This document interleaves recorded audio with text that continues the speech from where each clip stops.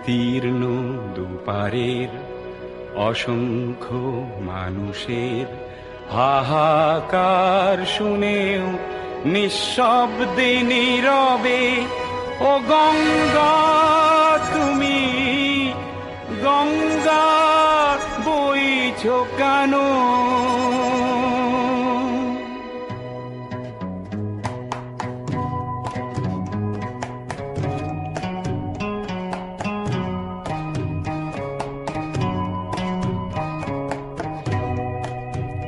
বিস্তীর্ণ দুপারের অসংখ্য মানুষের হাহাকার শুনেও নিঃশব্দে নীরবে ও গঙ্গা তুমি গঙ্গা বইছো কেন?